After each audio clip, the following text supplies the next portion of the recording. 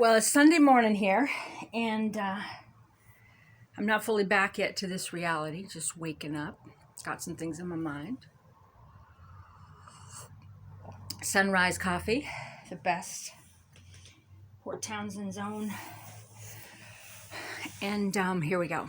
Okay, so I'm working on my amended complaint, and I didn't really know a lot about the golf course fiasco going on in Port Townsend. You might think I did. I know many people imagine that I'm having all these meetings with, certain groups and people, and I'm strategizing, and they got all these visions in their head of me, kind of like, Christmas time dancing candies. Oh, anyway, I digress. But I don't. I'm a one-woman show. I do my own thing. I answer to my own thing. I say things the best I can. I'm not trained as an attorney. I'm a creative writer. And so last night I was looking at some stuff on accident because I was researching different laws and things. And I come across a video about the golf course. And I went down that rabbit hole for quite some time, seeing a whole bunch of people's comments to each other. I was a little stunned. I didn't realize how much hatred there was for the people that wanted the golf course to stay the golf course. So I come across this video and I realized that they're called the golfers. The golfers, right? Kind of reminded me of, the free press people, the TERFs, the bigots, the Nazis, and those lesbians who, we just don't really like the Rev. It was an us and them, right? And as I started reading the comments and seeing who's on what side of what, I was like, it's the same tribe. And I call it a tribe because in Port Townsend, the liberals aren't on the same side. The conservatives are, in general, on the same side of issues, but the liberals are split. And the press conference split everybody forever. And how the city acted about it split people forever. So I just want to talk about some of the things I've come across. And first of all, people just shaking their head like, what do you mean you didn't know what was going on with the golf course? I didn't. I'm focused on the press conference. What happened to those women is not okay. And the whole entire story will be told. Everybody and anybody that can be brought to any kind of justice will. And it's important to me. It's important to my heart, to my soul. It's important to my spiritual mission that it be known that it's not okay what happened to those women. It's not okay that City Hall chose one group of people that constitutional rights and law applies to and one group that it doesn't apply to. Okay, that's not okay. And Morrow was in charge of everything. So Morrow was in charge of the police. Earlier that day, it was said the groups were going to be separated and their constitutional rights were going to be protected and all this stuff. No. Hour and a half before our event, they knew there was 100 confirmed Antifa. Days in advance, they knew Antifa was coming to shut down our speech. They knew that groups from the Universalist Unitarian Church were coming to shut down our speech. YMCA, Pride, they all knew. The city knew ahead of time. And they let it happen. They didn't even separate our groups, and the police weren't allowed to intervene. There was a dispersal order, and it was signed by Chief Olson earlier in the day, yay, to protect our constitutional rights. And who's going to watch when this happens? Well, that's Greenspan's in charge, but he wasn't there. So this is important to me. So that's where I was focused. I didn't know. I seen the golf course stuff in the paper here and there. Didn't really look at it. I've been there once to a wedding, and I'm not a golfer. I'm not into golf. I just want to say, though, golf is the number one activity for the really old and the really young to bond in a physical way, like maybe even outside of parents and whatever. And golf is important to certain people. I've seen a lot of hatred towards the golfers. I'm probably going to jump all over here. We're going to call it, the Sunday morning ramble about the golf course. People are like, well, nobody's golfing there, right? And all the Karens in town are watching it every day. Well, no one's golfing there. No one's golfing there. So, right. But yet they're the same people who would fight for like Jefferson Land Trust and places for just to stay empty. Again, my points are going to be jumping around. So my schooling is in forestry. So we used to have to do environmental studies for timber sales, and there would be a lot of public backlash. And And well, not me, you know, because I mean, I was just part of the crew, but I was on the side that was doing this, so I'm going to say we're not listening to them, right? We have to have meetings for the public just to hear what they have to say, blah, blah, blah, because then you got to write down that you had a public meeting, and then you go ahead and do what you want. You go ahead and have the timber sale or whatever. So there's sensitive plants, there's owls, there's beetles, there's wetland plants, there's 100-year floodplain, there's a whole bunch of things to factor in to any sort of timber sale and disturbing the soil. And it's the same way with housing developments. It's funny, I don't know if you guys are Gen X, but I just flashed on the original Poltergeist. Building on the wrong location. Anyway, I digress. So I don't know if any of that was done on the golf course property or not, but I do know that public opinion is irrelevant, right? You just come in and you just blather, blah, blah, blah. I have many public records where the Port Townsend City Council is like, well, you know, they just always come in and say stuff, right? They just listen. And one time, you know, Faber yelling, I listen to you, now you listen to me, right? And then he does what he wants. He just sits there quietly because that's the protocol. In order for them to enact something, they have to have a meeting. So then they bring in their friends, right? Their business partners, their family, their associates to come in and make positive comments to what they want. And they go, okay, see, that's what we're going to do. That's what the public wants. Okay, so that's how they do it. Okay, again, jumping all over. So I noticed the hatred for the golfers. And I'm like, what is this? And from the same people that hated the TERFs, Nazi bigots, and all the things they labeled me, that I had to look up. I didn't even know what are they talking about? A fascist? A bigot? All these definitions is what they were doing to this group of people. Didn't know Julie, met Julie Jamon that night, didn't know Amy. I saw an injustice and I stood up for some folks. And I was pretty stunned to watch what's playing out in Port Townsend. Okay. So how did I get involved in this golf course thing or this complaint? Why did I write an ethics complaint about the zoning of the golf course if I don't know anything about it? I'm glad you asked. So, the last 20 years been what I call kind of like a street preacher. So I walk around and I hold doors and I lift things and I help people with their festival functions and I sit down with people who are crying and I pray with them and I sit with the homeless and I help them try to find their families and I've been, to Kauai and Ireland and all over the place, and people will just come up to me and ask me a question like God told them to do it and I'll know the answer. I decades ago, and I affirm with spirit all the time that I put myself out there to answer any prayers that I can, if I'm available to do so. And I'll just sometimes randomly just go and park somewhere and okay, what spirit? And people will come out of the woods and need something right then. And so I'm very intuitive that way, and that's my ministry. And so I feel like there was something really strong and passionate going on with the golf course, and that people were praying about it. There was a huge spiritual war, and I now might even want to call it Port Townsend's holy war. I seen comments where you had Councilman Ben arguing with Councilman Faber, the mayor. Councilman Ben was arguing with Sandoval. People that don't usually argue about things were arguing about things. I mean, even Piper was on the side of the golf course, and I'm like, what? Like, it's all jumbled up, right? And I'm like, well, it's really upset the status quo here in Port Townsend, the golf course. What's going on there? What's the deal here? And so I've dubbed it Port Townsend's holy war. The people that are against the golf course people, which is a mix of conservatives and liberals, and on that note, in my day, the liberals were the environmentalists. The liberals were the one that said, you can't develop there. We got to save the frogs. We got to save the owls.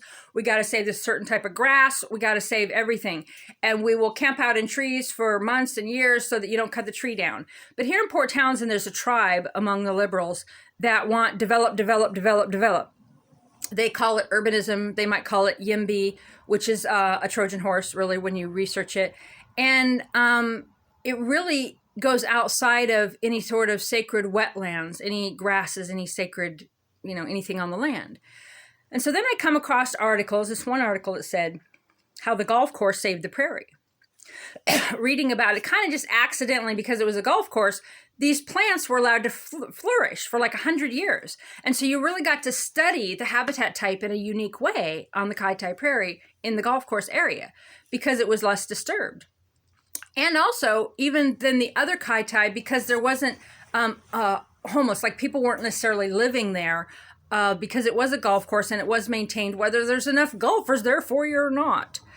And so these botanists, these people took care of the plants for years and they documented the growth. And it's this big environmental study, environmental deal. And so then the city just wants to come in 100 years later and go, we're just going to wreck it all. It reminds me of a fairy tale. It really does. It's like the fairies are out there and the city council and the evil queen Sandoval, they're going to like destroy it no matter what. And it's their life mission that they got to do before they cross over. Right.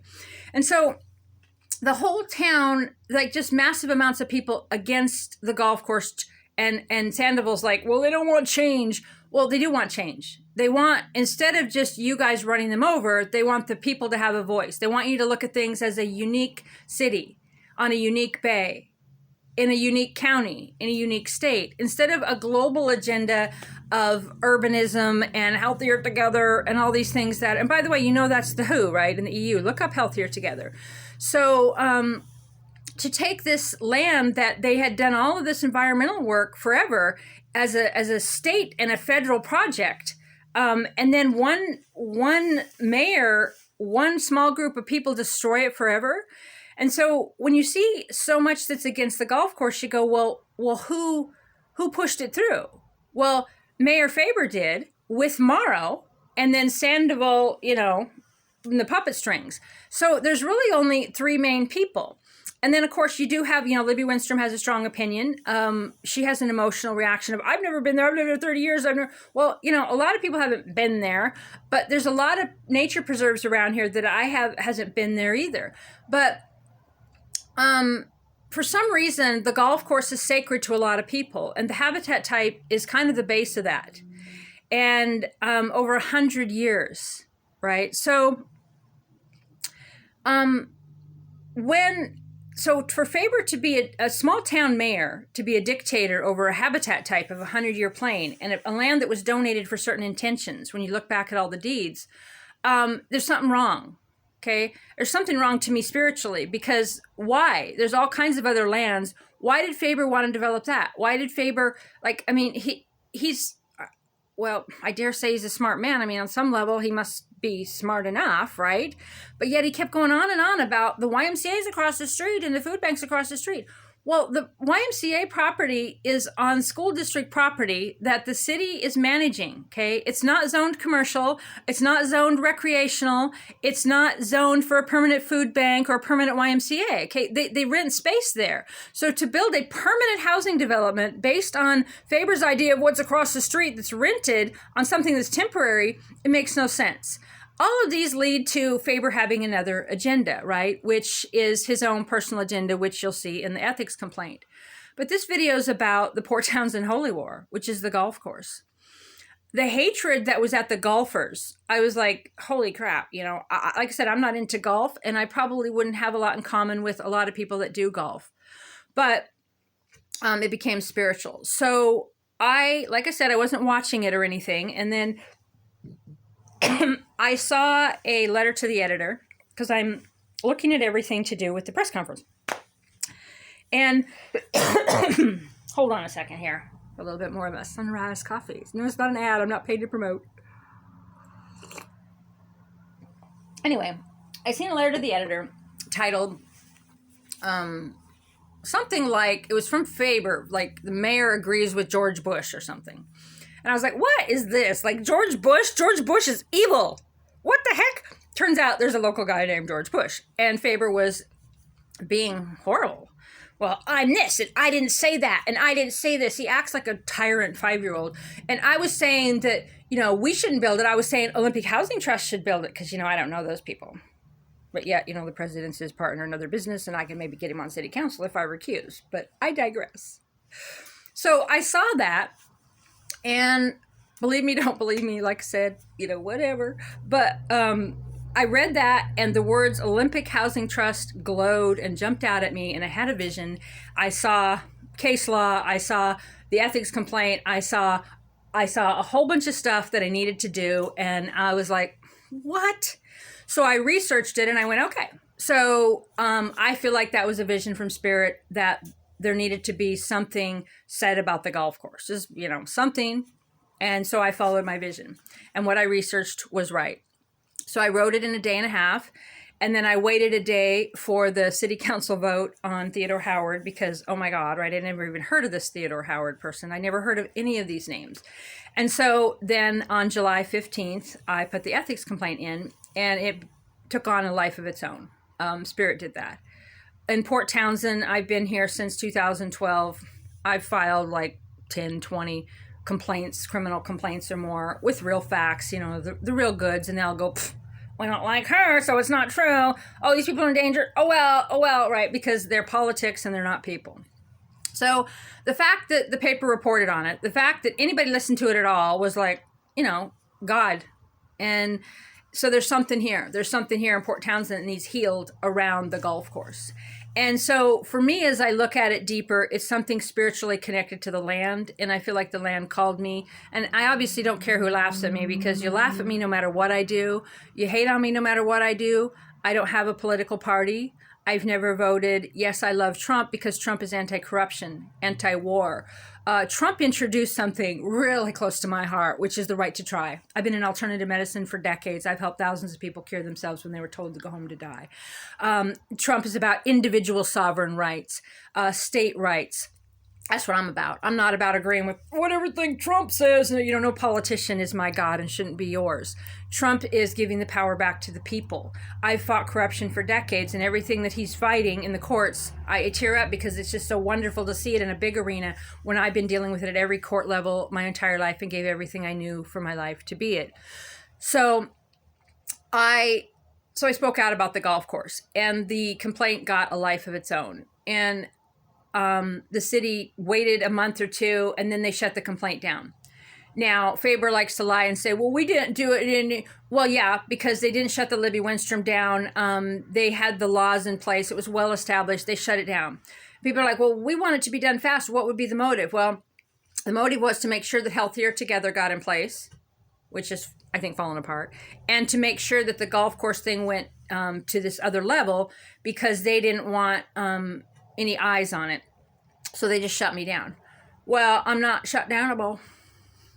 So I made some noise and some clatter, and I hit on some pans and stuff with some wooden spoons. And the city's like, oh my God. So they had to let the complaint through, right? And so Healthier Together blew up. A lot of you folks out there changing that. So one comment here. So the guy at the golf course is walking around, and he's like, nobody's here. Nobody's here. Nobody's here. And people are like, well, we're watching it. Nobody's been over there. They're monitoring the land, and they're monitoring. Okay, so, and then the same person had made a comment online, well, geez, if the golfers had to pay for it, I wonder how they'd like that.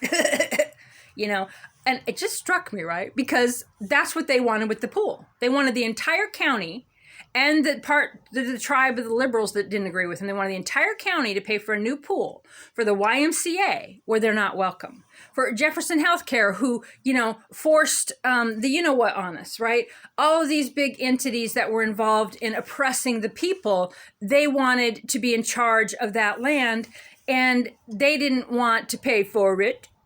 They wanted us to pay for it. They wanted the entire county to pay for their pool. But they make jokes that if the golfers had to pay for the golf course, they wouldn't keep it. Well, no. And neither would you with lots of different land. And the wanting the whole county to pay for the YMCA pool, we're not welcome. I'm not welcome there. Julie Jamon's not welcome there. No one that believes the same or agrees with Julie. None of Julie's supporters. Amy's kind of got a different belief system in the world than Julie, and still was a lifelong liberal. None of her tribes welcome there. None of my tribes welcome there. None of the conservatives are welcome there. So this like 75%, let's just say at least 55, 60% of the county not welcome at your pool, but you wanted the whole county to pay for it. Okay, so you're all out there complaining. The people, I don't feel welcome at the golf course. Like, I don't feel welcome to walk around. Right? What? I went to an event downtown Port Townsend that was permitted. I wasn't welcome downtown at a permanent event. 400 of you attacked us, and you're the same people. You want to feel welcome at the golf course. We're not welcome at the pool. We're not welcome at Dove House turned on us. Centrum turned on us. Okay, all of the downtown port businesses, City Hall turned on us, the mayor turned on, the Pride community turned on us, the recreation department, that Bregan was the first one over to attack us, and we got the permit from the recreation department. Pope Marine Park is public. We weren't welcome there. They told us, you're not welcome here. Don't come back. This is not your public square. They told us online before and after. They screamed it at us in the streets. But y'all are like butthurt because you don't feel quite comfortable walking around the golf course. So the fuck what? Seriously, folks. Okay, so there's a lot going on with the golf course, and I'm in this spiritual holy war now, and I'm going to do what I can to expose the aspects of it on a bigger arena. It's 3 people and their little tribe, so Morrow, Sandoval, and Faber, pushed through something that is unthinkable. And I don't mean housing development, whatever. That's not what I mean, it's unthinkable. I mean, having been in forestry and watched environmental things and seen the beetle thing and the owl thing and all the environmentalist stuff of the 90s and the tree huggers and the big battles, the environmentalists and the loggers, like some Montana gal. We used to have the signs that said, this house is supported by timber dollars, huge environmental fights, right? And so these small group of people in some small town are able to do whatever they want on this 100-year-old historic landmark property and all of these wetlands and all of this plant life without no, I don't know if they did the SEPA and there's LUPA and there's a whole bunch of environmental review stuff. And I think they just look at a property and they just do what they want.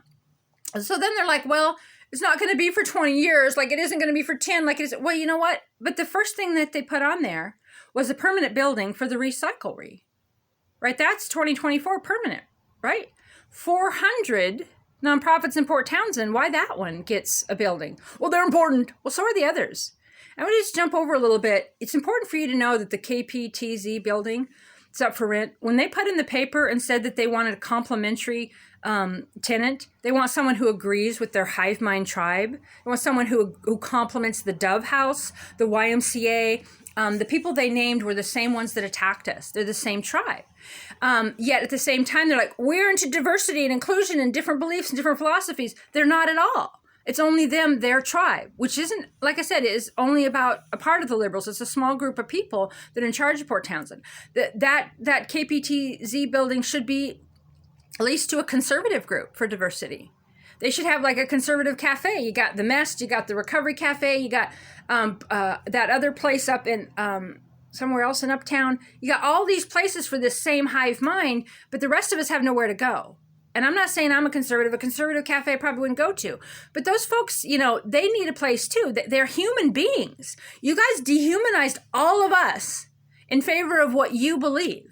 You haven't faced your shadow. You haven't done your trauma work. It's all based on your emotional wounds, okay? And it's nothing to do with diversity. It's nothing to do with what pride is, okay? And what you pretend is about fighting for the trans community, you're not. Okay, I'm 54. I've been around the trans community my whole life. The trans community doesn't act like you rabid demons. You're nothing to do with them. You're nothing to do with gay men. You're nothing to do with lesbians. You're nothing to do with the values of pride. Y'all hijacked pride, and I don't want anything to do with it. So how did they get past all these environmental reviews and everything? I think it's because nobody asked any questions.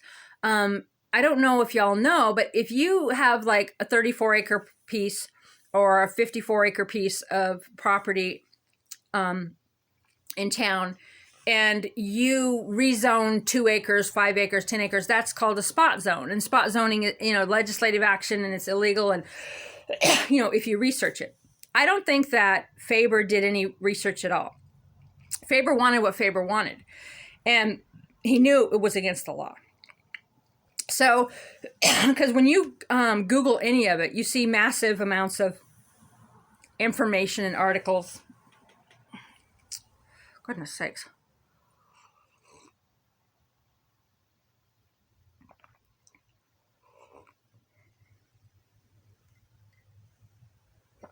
See my Montana Moose Cup? I just love it. Yummy sunrise coffee. So they're basically just acting like dictators on public land, and the public comments were not in favor of what they did. I remember during the press conference stuff and the Julie Jamon stuff, a comment that Libby Winstrom had made about the whole town being behind her, believing the same as her. Their hive mind really thinks that, but it wasn't true. It wasn't true at all. And for them to think that it was okay for 400 people to attack 11 speakers at an event downtown in a town where we have festivals, right? We have people who come and speak. We have people who speak in the streets. We have artists. We have all kinds of things going on. For them to think that that was okay to happen to us is pretty shocking, okay? And then for them to decide that it's okay for them to dehumanize and punish and outcast and bully and assault and threaten and not have constitutional rights, First Amendment rights for one group of people is not okay. And they othered us, right? And so half of the speakers were of the rainbow persuasion, including myself. And there was some out-of-town speakers. Most of the women were from this area of Washington, and the people who came to watch the 20 approximately were all from here. Mostly, so conservatives, liberals, Christians, pagans, the whole gamut of the tribe. The event was put on by a lifelong liberal, Amy Sousa, and we were standing up for victims' rights and the right for First Amendment and whatever for another lifelong Democrat. So they had a particular, it's called a conflict, it's conflict of interest, but it's called a conflict of ideology. And they use that to keep people out of the meeting. They use that to bully us. We didn't get a voice and we were all othered. And it wasn't like it was like a left-right issue, right? It was one particular hive mind against everybody else. And they have the right to their belief, but they forced it on us while at the same time screaming that we're forcing it on them. They assaulted us, threatened our lives, while at the same time yelling to the world that we were assaulting them and threatening their lives. They oppressed us, hated on us, discriminated against us, dehumanized us, demoralized us, and continued to do it and defame us in the paper and everywhere, while at the same time saying we were doing that to them. And we are a group of very diverse, every single thing. I mean, I'm, lesbian, pagan, Christian, witch, tree hugging, I'm very unique. And I do love Jesus, but I'm not, of the one true God belief. But we're all on the same side of the issue because we were all there standing up for an 8-year-old in our community. So again, pagans and Christians and liberals and conservatives and people that don't vote and people that were just there about their own passion. And in the side of the protesters, which they say are pacifists, they weren't acting pacifists. There was some people there who really, from their own wound, felt like they were there to stand up for their friends. But they weren't the ones attacking us, and neither were trans women, okay? We were attacked by straight white men and straight white men in politics and straight white women in politics. And the deputy mayor, Amy Howard, laughing about Antifa, right? We're bloody from Antifa. Deputy Mayor Howard is laughing at us. Antifa don't exist here. Right, it's on the radio. We see them in our face. They got batons. They got guns. They're right up on us. They're advising other people. They're all in black. And then there's everybody that was masked. They were all organized. They Salish Rescue was there for Libby Winstrom, and they were organizing people and whispering in there, okay, put the flag over their face. Okay, do this. They were hitting us with flagpoles. They were pinning us to bricks. We were bloody. They were screaming at us, silencing, threatening. And they somehow thought this was okay. And the majority of the aggressors were straight white people. So, that should have been a hate crime, or it was a hate crime. It was a hate crime not only against us lesbians that were speaking, but it was pretty horrific. And so this same tribe is what is at the golf course. And to disagree, go, I don't think that there should be a golf course there. I'd love to have it be a park, and I'd love to have it be different vendors and different things, and that'd be great. Have that opinion without hating the golfers and the free press people and the Nazis and the TERFs. Like, why can't you just have an opinion on your own? All right, so let's go back to the recyclery. So out of 400 nonprofits, one of them gets a permanent building on city property for their nonprofit. Now, when you look up the Secretary of State stuff, there's big money goes through that nonprofit. the recyclery. Okay, and it was in part, I think it was founded by Sam Feinstein. Okay, of Feinstein and Faber and Feinstein law firm. And also back, it was also called Jefferson County Recyclery. And so the VP on LinkedIn, Sam Feinstein, has it as one of his, perks that he's the VP of the recyclery. So they pick their friends, they pick their business partners, and the rest of us pay for it. And we need to sit down and shut up. And we get bullied and we get yelled at and we get outcast and we get name called. And it's not okay. So the Port Townsend golf course has become the holy war for the soul of Port Townsend. And I don't know how that happened. It just happened. And the people that love the golf course are fighting for something that is way bigger than a housing development, yay or nay. The people that want to force a housing development there makes no sense at all.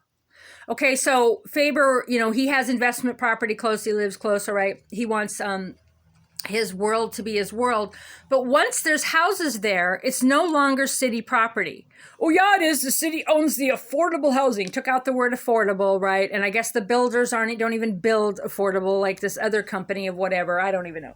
So what's the motive here? So when you build affordable housing, any kind of housing at all, you have individual rights. So you have landlord-tenant rights, whoever the landlord is, if it's a government agency or what. Low-income tenants, I'm not dissing because, I'm low-income renter myself right now. I was homeless not in Montana because we don't do that in Montana. We don't leave people in the streets in Montana. That's a Port Townsend thing. We love the people. You sleeping in my yard? You 50-year-old lady out there and you need help? No, just run along, right? That's Port Townsend. That's love.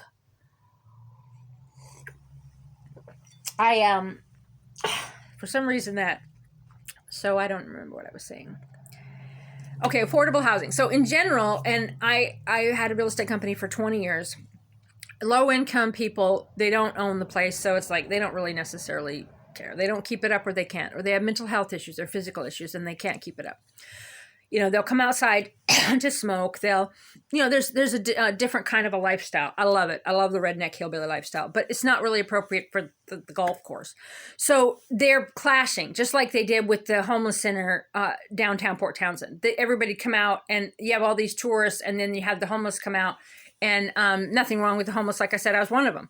But the thing is there's a clash, right? And it's some purposely, it's weird. So you want houses around the golf course. So if you want high-end houses, it's going to keep people out. If you want low-income housing, it's going to keep other people out. It's not going to be city property anymore. It's not going to be open to you. You're going to be like, I don't feel like I can walk around the golf course. Well, do you walk around Seventh Haven or whatever? Do you walk around other affordable housing projects now? Like, how is housing on one part of the golf course going to make it so you can walk across it? And if you're talking about, if the recyclery's in there and we have all these different vendors and businesses and we can walk around and have our snacks and we can just look at the sky and look at the greenery, there's tons of places around here to do it. But which businesses get to be there? Only the complimentary ones from your tribe? So I'm involved in the Port Townsend Holy War, and not because I was into Port Townsend zoning or Port Townsend housing, or, I find that the buildings they put up lack soul. Everything that city council touches lacks soul. Everything they put up downtown with art or their stupid lights down there by Better Living, everything they've chose is nothing to do with Victorian, steampunk, wooden boat. They could have been shaped like masts. They could have had rope part way up. They have no clue of the soul of Port Townsend. And, and Faber's from here, but he's soulless. He's completely soulless. What he brought to the turfs showed that he's a demon to me. To me, he has no conscience and he dehumanized us. And in mass, let's just talk about it here. The community also did it against the vaccinated and the unvaccinated. They dehumanized one group over another and they became a hive mind to just attack, like Lord of the Flies or like, the witch burnings or maybe the stories you hear about Nazi Germany or whatever. And then the hive that does this to us calls us Nazis. And so part of my mission is to untangle the lie. And then you look at the truth and you go, Yeah, that's what I believe. Yeah, I really do think housing would be great there. And I think that it would be great if there's a bunch of vendors on there and we could get snacks and the recycle was there. We could walk around and, look at other people's businesses and stuff, like a giant fair. Like, I think that would be great. I think that the wetlands should be destroyed and we should put in, some nonprofits that are my friends. Like, if you really believe that, then okay, you believe that. But you believe it based on the truth and not the lie, okay? I don't believe it. I mean, they've run out buskers downtown. They run out, I've talked to people so many times over the last 2 years and this last year, older gals trying to paint downtown getting run off by the city. They don't like buskers. They don't like artists. They don't like hippies. Faber doesn't like small farms. He doesn't like hippies. He says all this stuff. Well, that's the root of Port Townsend. He should have never come back here. He doesn't fit in. He's an Olympian, right? He's an urbanist. He's a YIMBY. He's nothing to do with the real Port Townsend. And I just want to make a note here that, yay, Ben Thomas running for city, for county commissioner. Okay, yay. But I hope y'all don't vote for him, okay? Because Ben Thomas needs to stay on city council because he's the only hope the city has. Ben Thomas is the only one that has showed any sort of bipartisan or, and now that he seems to have grown his backbone, I'm liking it. Speaking his real truth firmly, Ben is they got the midwife stuff. They got the wine growing. They got the, what Ben represents to me is a wholesome hippie sort of a back in the day 80s really cool and groovy thing. And now I have issues with Ben. Ben's intuition is all messed up. He was completely wrong about a lot of different things that I'm going to get into with Ben. But Ben is actually listening to both sides, and he's looking at things from an angle of intelligence and the qualities of what's the real Port Townsend. So if he goes to the county, you might have lost all hope, is what I'm saying. I'm going to tell a little side story here that Ben doesn't even know. I realized in the last couple months. I came to Port Townsend in 2012, and first of all, right before that, I came over here with my then partner, and she did public art, and she bid on public art in Uptown, and she won. It was a great and groovy idea, and it was a bunch of different types of metals that when the different raindrops would hit it, it would create different sounds. So cool. Well, she won, and then the city went, we decided our budget. Oh, the budget. And then a few months later, they got someone else, one of their friends, to do that hideous, weird clock up there and something else, right? The public art that they've chose is just hideous. Anyway, okay, so I loved Port Townsend. I was like, holy wow, I'd never been here before. I was, we're in the upstage or whatever. I went in there. We watched people sing during the day. They were just warming up. Went into the old cannery building. Just, it was a magic. The first few hours, just magic. Port Townsend seduced me. And I was like, oh my God. And the land and the water and my heart just opened and I loved it. And so I went back to Spokane with my then partner and I packed up my U-Haul. I had already left a 16-year relationship because I was fighting corruption. I had a calling and I had already lost everything in my life. And I packed a 16-foot U-Haul and I came to Port Townsend. No place to live. No idea of a place to live. No plan. I just knew I was going to drive to Port Townsend. So I was here in the biggest U-Haul you could get. And I drove around for 4 or 5 days. And then when I finally then put my stuff in storage, it was so funny. The U-Haul gal was so nice to me. She's like, oh, this gal's got to stick together. And so she didn't charge me for all the days. And so then a friend of my then partner's I stayed with, or her family, had a place and I could stay there for a little while. But that was out in Chimacum. So I didn't have a vehicle because I left my vehicle in Spokane. So I rented a place, and I recently come across in researching the different stuff around the press conference, I saw Ben Thomas's finances, and I saw that he owned Blue Dog Road. And I was like, Blue Dog, right? So when I first came to Port Townsend, so at that time I just told you about, I rented a little cabin on Blue Dog Road, and it had an outhouse, And Piper was the neighbor, right? We never met, but the landlord was always like, "Oh God, you got to meet Piper. You got to meet Piper." And I always heard of this infamous Piper, but I never met her. And so when I was doing my application and stuff and didn't have a vehicle, so the landlord picked me up. He took me out there to the property. I still had planned to go back to Spokane and get my vehicle, and so then I signed all the papers and stuff. And so then Ben showed up. So Ben was obviously the landlord's son. And I've just realized this in the last couple months. And I needed a ride back to Chimicum. And so Ben gave me a ride back. And sorry. Another sip of coffee here. I get emotional. Did you know that? So Ben, I didn't know he was like Councilman Ben, all this, because that wasn't back then. So this is 2012. 8/8/2012, and then my address was like, I think 88 Blue Dog Road, and that was my first Port Townsend thing. So we're driving out, and we talked about everything. So, we talked about really cool Port Townsend stuff, and his mom in a vineyard, and he was headed up to this vineyard, and just this cool stuff. And Ben was so fucking handsome. He was just like the 80s sort of a look of, the hippie, just so cool and just so sweet. And he was the epitome of, and I was just like, I'm so glad I moved to Port Townsend. Like, this guy is representative of what I know and feel that I'm moving to in Port Townsend. Just kind to me and didn't judge me. He's just cool. He's talking about all the coolest and grooviest things. I loved his look. I loved his vehicle that was kind of a little messy, a little naughty, wasn't too pretentious. He was just this really cool guy. We had a cool conversation, and then he dropped me off out there, and I never saw Ben again. Never knew anything about him. And when the Julie Jamon stuff come up, and he came up to me a few times, and we had some conversations, and Ben acted bad. Ben acted bad, and I have issues with Ben, and I'll work those out someday with Ben. Not right now when I'm in legal battles with the city, but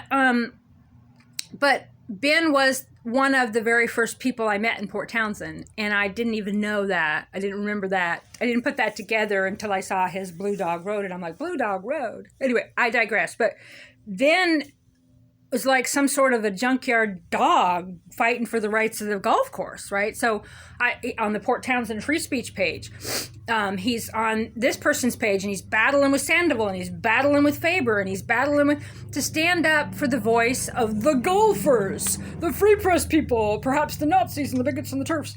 And so I was like, well, sounds like Ben's found his backbone, because that was my issue with Ben, is that he just didn't have, he's like, well, what did he say? I don't want to get over my skis or whatever. So he had the ideas, but he didn't want to stand up tomorrow. And turns out a lot of people don't. And we're going to circle back to those 12 whistleblowers. Believe me. And then, Libby's on the same side of the golf course as Faber and all that. Okay, I have some issues with Roe, because he was okay with Faber's perversions and what Faber did with us. The new guy, Neil or whatever, he's part of Faber's hive mind commissioner and all that. I don't know what he's going to do there, but I know that he's part of their stuff. Now, Monica's got some great ideas. She speaks for the people. She asks the right questions. No offense, but it's completely irrelevant, because she always caves. She goes, okay, I'll ask the questions, I'll do this, and then she just agrees with whatever they want. Morrow abuses her, and she sticks up for him in the paper. So I don't like her as a councilwoman. I think she's an awesome person. She's very intelligent. She's got all the right questions. She stood up for the people, the golf course. She stood up for the golf course and the golfers, but I don't think she had the follow through. Let's call it the Moxie. They didn't have the Moxie. I used to call myself a Montana Moxie. Now I guess I'm Port Townsend Moxie. Did you just digress again? I did. So, that's my really long ramble here about the golf course and the amount of hatred towards the people that want to keep the golf course. Golf's outdated. We don't like golf. You guys got everything else, okay? You got everything.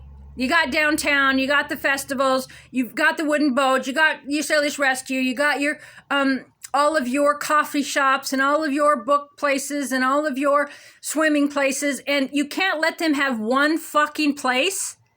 Why do you need to take over every single place with your way of thinking? Why can't you just not understand golf and be okay with other people liking it and understanding it?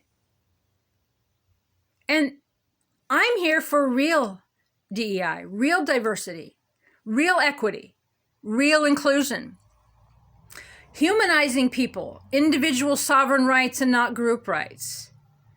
Okay, so there's my Sunday morning ramble on the golf course. Probably missed some of my thoughts, but there's plenty of thoughts in here, and I'll get to the other ones later. I love you guys, all right? I mean, you know, I've posted it before. Libby Winstrom, before, when she was running for office, said, you know, you can believe different, you know, but hold space for other people's belief.